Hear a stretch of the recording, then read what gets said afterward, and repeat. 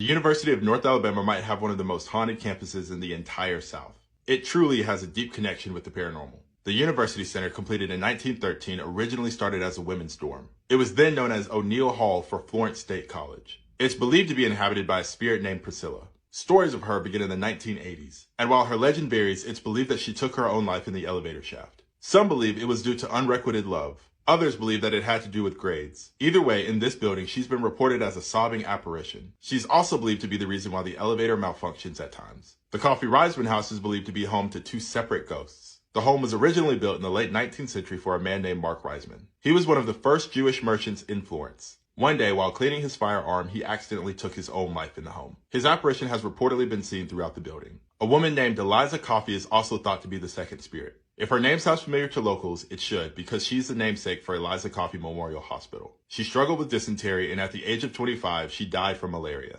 Despite doing so in North Carolina, it's believed that her spirit came back to this home. One of the oldest buildings on campus, Wesleyan Hall, was built in 1856. It was once the main administration building on campus and also had a library. It also served as a makeshift hospital during the Civil War. The lecture hall was also allegedly overtaken by General Sherman at one point. It's here where some believe that the spirit haunting this place is either a soldier, the son of a soldier, or General Sherman himself.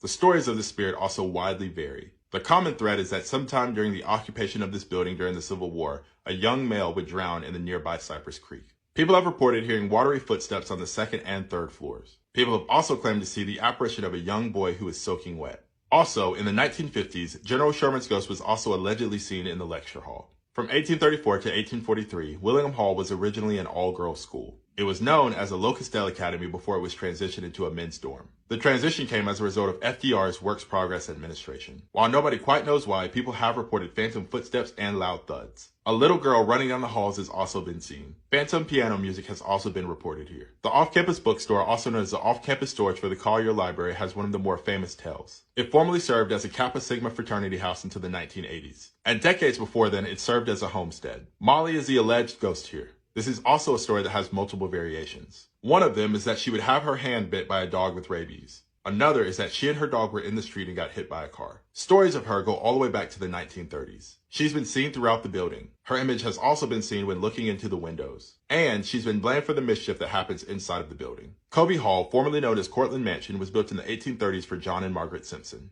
They were a well-known couple known to throw lavish parties. Ownership would then pass to the Irvine family, and then the building would be occupied by both sides of the Civil War. It was donated to the school in the 1990s. It's here where the apparition of a woman in a white blouse and navy skirt can be seen throughout the building at times. Those who have come in contact with her say that she is very particular about the way the house is kept. Norton Auditorium, built in 1958, is said to be inhabited by a spirit named George. He's thought to be a former construction worker of the house who died during construction. He's said to cause technical malfunctions throughout the auditorium and be the source of disembodied footsteps on the catwalk. This country has its share of haunted campuses. And these are only some of the stories that come from the University of North Alabama.